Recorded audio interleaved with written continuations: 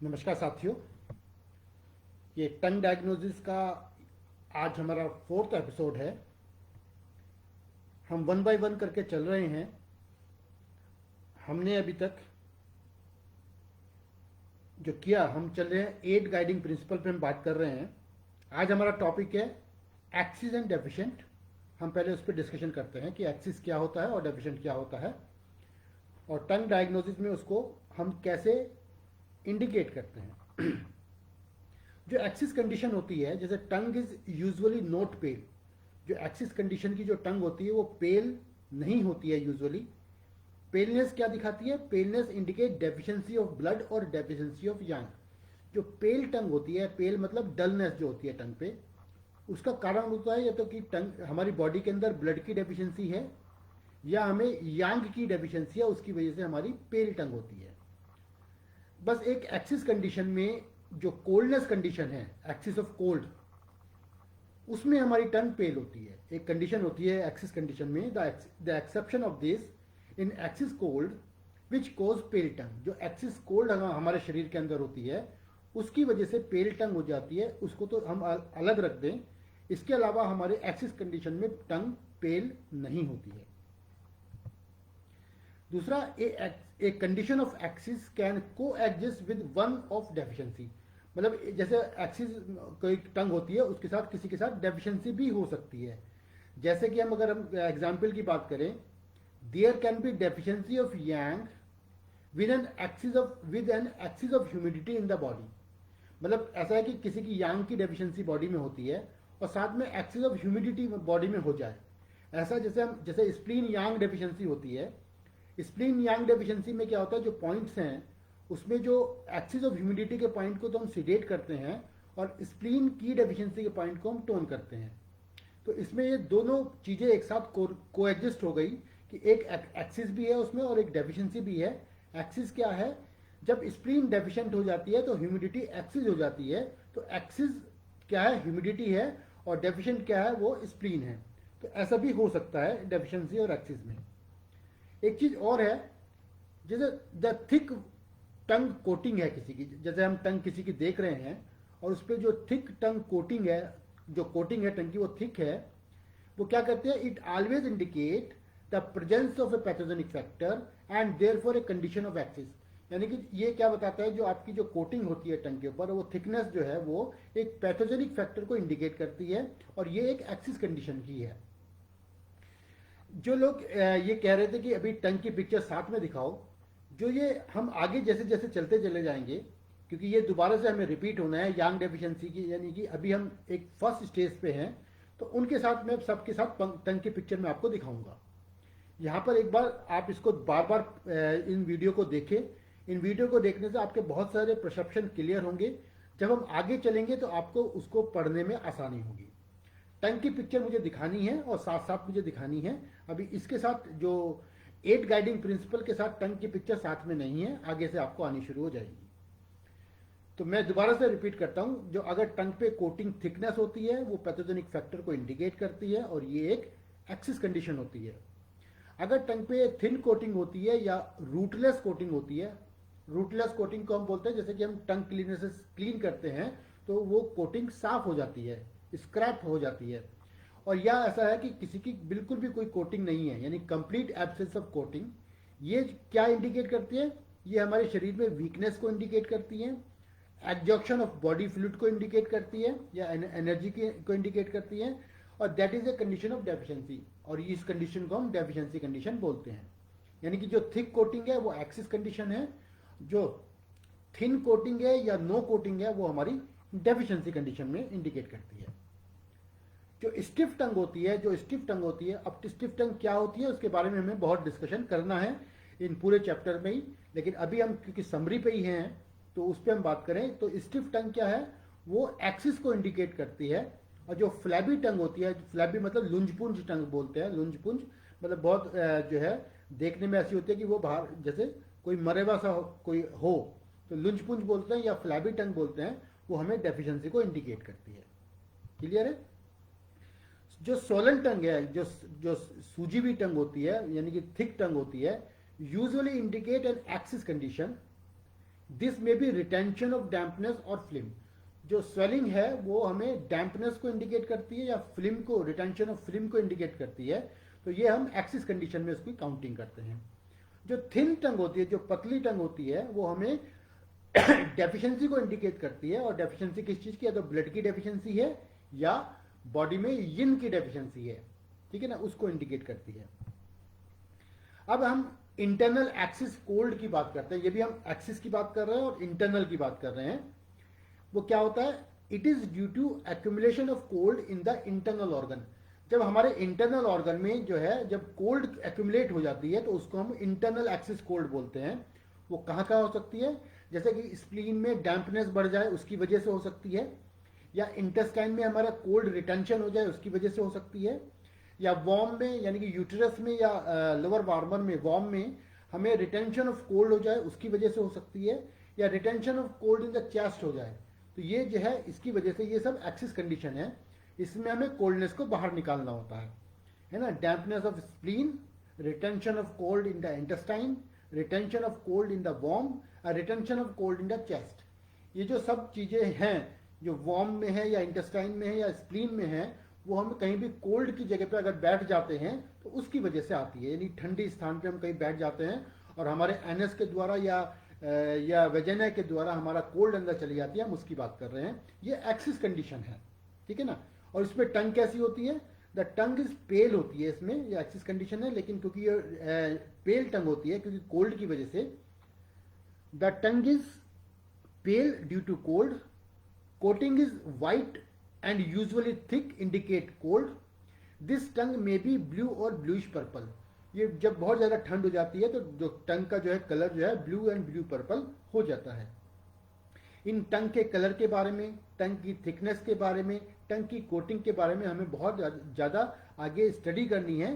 तो यहाँ पर ही आप मेरे से टंग की डिमांड ना करें, मैं आपको देने वाला हूँ, आके बहुत डिटेल में देने वाला हूँ। दूसरा, हम इंटरनल एक्सिस हीट की बात करते हैं। अभी हमने इंटरनल कोल्ड की बात करी थी और इंटरनल हीट की हम बात करते हैं।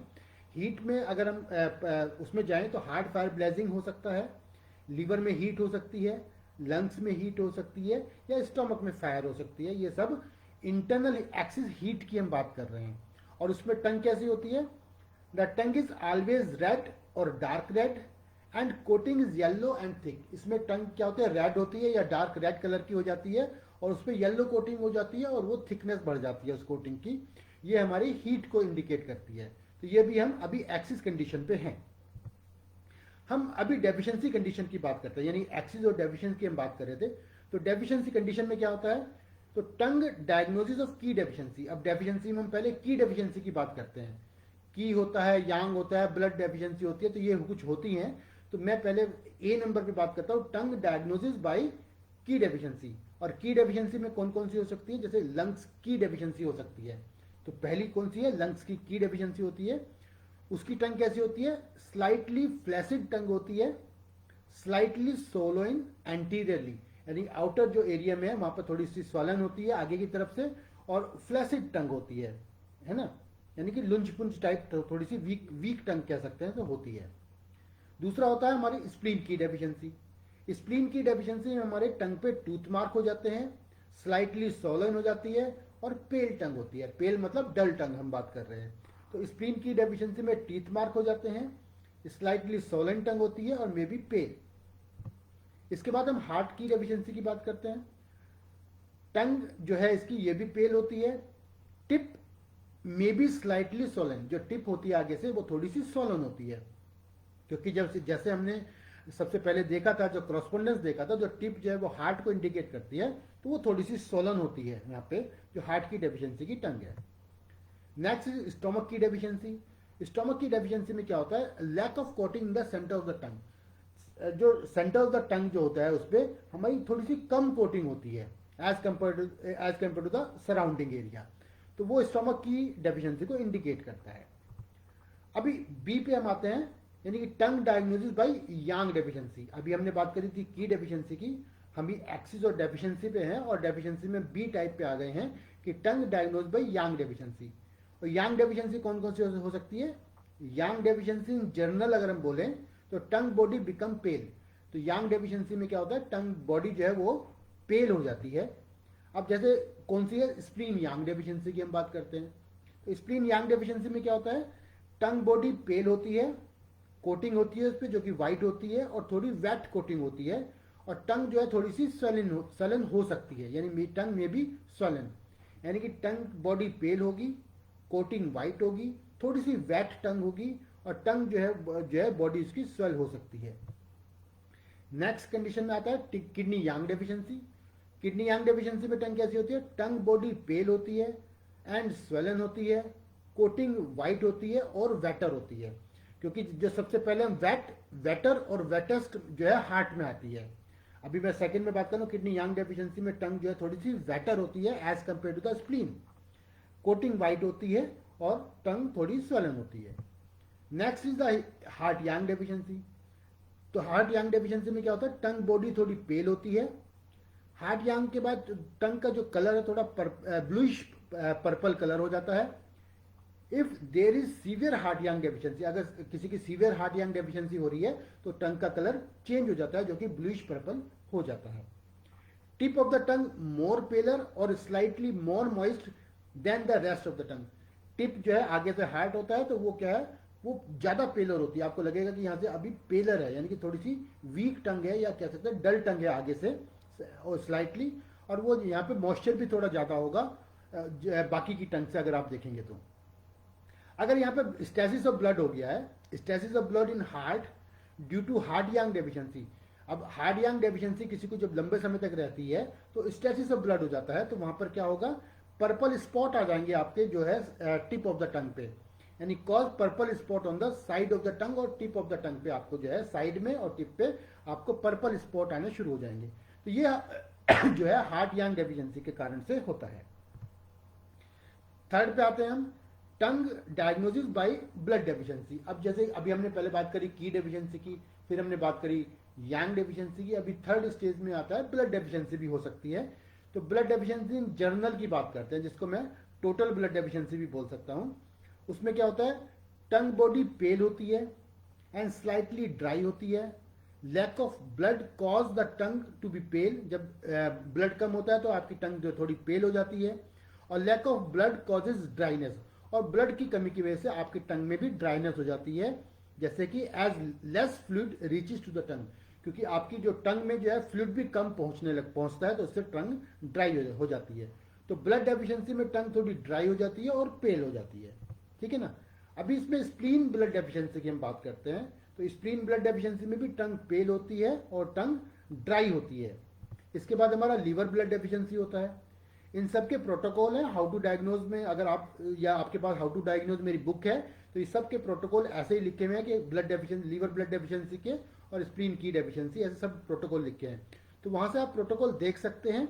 अगर वो बुक में नहीं देख पाए तो आपके संस्थान की अगर 7 नंबर बुक है तो वहां से देख सकते हैं, या आप नेट पे भी अगर लीवर ब्लड डेफिशिएंसी टाइप करोगे तो वहां से आपको लीवर ब्लड डेफिशिएंसी के पॉइंट आपको निकल के आ जाएंगे, तो वो भी आप देख सकते हैं।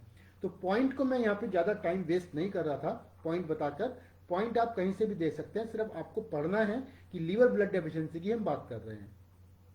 तो लीवर ब्लड डेफिशिएंसी में क्या होता है, साइड जो, क्योंकि साइड है लीवर के, जो लीवर और गॉलब्लैडर साइड होता है, तो side of the tongue paler than the rest of the tongue, बाकी की टंग से जो साइड जो है ज्यादा पेलर होती है, वो हमारा लीवर ब्लड डेफिशिएंसी इंडिकेट करता है। Spleen and heart blood deficiency, किसी को स्प्लीन और हार्ट जो है उसकी वजह से ब्लड डेफिशिएंसी हो जाती है। तो वहां पर क्या होता है, the tip of the tongue paler, जो आपकी टिप होती है वो पेलर होती है, then the rest of the tongue, तो आप बाकी की टंग से आपकी जो टिप जो है वो पेलर होती है। तो ये हमने डेफिशिएंसी की बात करी। अभी हम एक और डेफिशिएंसी है, the tongue diagnosis of yin deficiency, ठीक है ना। आप बार बार इसको जैसे वीडियो को देखोगे तो जो मैंने बोला है उसको आपको वो मेमोराइज हो जाएगा, क्योंकि ये आपको ये कहीं पढ़ के आप याद नहीं कर सकते हैं, इसको बार बार आपको वीडियो देख के आपको मेमोराइज करना होगा। जब टंग आपके सामने आएगी तो वो मेमोराइज में जो आपका हुआ है वो सामने आपको टंग में एकदम से आपको याद आना शुरू हो जाएगा। तो आपको जो वीडियो को बार बार देखना है और वीडियो को बार बार देख के आपको उसको मेमोराइज करना है, कि आपको जो है दिमाग के अंदर, या हमारे गुरुजी जो बताते हैं कि उसको आत्मसात करना है, यानी खेमका जी क्या बताते थे कि उसको हम इन चीजों को आत्मसात करना है, मैं वही बता रहा हूं कि आपको इसको मेमोराइज करना है। तो जब भी आपके पास सामने टंग आएगी तो आपको एकदम मेमोरी में से आपको वो निकल के आ जाएगी। अभी हम बात कर रहे हैं डी टाइप में, टंग डायग्नोसिस ऑफ यिन डेफिशिएंसी। तो यिन डेफिशिएंसी में होता क्या है, रेड होती है टंग, डार्क रेड टंग हो सकती है। The tongue will be peeled, peeled मतलब स्क्रैप्ड हुई हुई, यानी पील्ड होते हैं खुर्ची हुई टंग हो सकती है। That have no coating at all, और उसके उस जहां पे पील्ड होती है वहां पे कोई कोटिंग नहीं होती है। May have a coating without root, या ऐसा हो सकता है कि कोई कोटिंग होती है और उसमें कोई रूट नहीं होता है, जैसे कि आप टंग क्लीनर से साफ करेंगे तो वो कोटिंग चली जाती है। Dry tongue due to lack of urine fluid, जब बॉडी फ्लूइड कम हो जाते हैं तो टंग ड्राई हो जाती है। अब जैसे स्टोमक इन डेफिशिएंसी की बात करते हैं, उसमें क्या होता है, no coating at the centre of the tongue, जो सेंटर ऑफ द टंग में उसमें कोई कोटिंग नहीं होती है, ड्राई टंग हो जाती है, और white crack eight the centre, और सेंटर में जो है एक थोड़ा सा क्रैक जो है शुरू हो जाता है, जिसको हम स्टोमक क्रैक बोलते हैं। सेकंड नंबर पे हम किडनी यिन डेफिशिएंसी की बात करते हैं। टंग बॉडी रेड और डार्क रेड, क्योंकि सब यिन डेफिशिएंसी में टंग जो है थोड़ी रेड होती है और डार्क रेड हो सकती है। टंग यहाँ पर ड्राई होती है। Tongue will also have deep crack in the mid line, जो स्टोमक का जो क्रैक है वो थोड़ा डीप हो जाएगा, जब किडनी यिन डेफिशिएंसी हो जाएगी तो वो थोड़ा डीप हो जाएगा, यानी कि स्टोमक क्रैक ही अभी वो डीप में कन्वर्ट हो गया तो उसको किडनी यिन डेफिशिएंसी में हम मानेंगे। यानी tongue will also have deep crack in the midline that reaches to the tip. Deeper the crack, more severe in the is the kidney yin deficiency. जितना क्रैक डीप होता चला जाएगा वो उतना ही सीवियर किडनी इन डेफिशिएंसी को indicate करने लगेगा। Crack कहां से आया, स्टोमक इन से। अभी क्या हम बात कर रहे हैं, किडनी इन में वो डीपर हो जाएगा। Next is the heart yin deficiency. Heart yin deficiency में क्या होता है, tongue body is red, no coating anteriorly, यानी कि आगे की तरफ कोई कोटिंग नहीं होती है। टिप रेडर होती है, ड्रायर होती है then the rest of the tongue, जो टिप जो होती है रेड होती है और ड्रायर आगे से थोड़ी वो ड्राई टंग होगी। तो टिप की बात कर रहे हैं, तो ये हार्ट यिन डेफिशिएंसी की हम बात कर रहे हैं। लंग्स इन डेफिशिएंसी हो सकती है। लंग्स इन डेफिशिएंसी में क्या होता है, टंग बॉडी जो है रेड होती है, कोई कोटिंग नहीं होती है, टंग ड्राई होती है। ये तो सब यिन डेफिशिएंसी के साथ चल रहा है। May have 1 or 2 crack on the lungs area. Lungs area यानी कि 1/3 एरिया ऑफ द टंग, यानी टिप से थोड़ा सा पीछे तक हम बात करें, वहां पर लंग्स का जो एरिया शुरू होता है वहां पे हमें थोड़े से क्रैक मिलते हैं, उसको हम लंग्स एरिया बोलते हैं और लंग्स एरिया में क्रैक बोलते हैं। तो ये हमारा जो है यिन डेफिशिएंसी हमने बात करी। तो आज हमने क्या बात करी, हमने एक्सिस कंडीशन और डेफिशिएंट कंडीशन की हमने बात करी है। तो आज है ना, और सूरा हॉट एंड कोल्ड कंडीशन की हमने बात करी थी। तो ये आज का हमारा एपिसोड पूरा होता है। कल हम एक नए चैप्टर के साथ आपके पास हाजिर होते हैं। जितने ज़्यादा लोग जुड़ सके उसके लिए मेरा, जो लोग जुड़ रहे हैं उनको मेरा धन्यवाद कि आप लोग जुड़ रहे हैं, आप मेरे को सुन पा रहे हैं और आपको अच्छा लग रहा है तो मेरे को उस पर कमेंट कर सकते हैं। आप इसको शेयर कर सकते हैं जिससे कि लोगों को और ज़्यादा अप्रोच हो सके इसकी, अगर कर पा रहे हैं। अगर अच्छा लग रहा है तो उसको लाइक जरूर करें। Thank you very much. कल फिर मिलते हैं आपसे।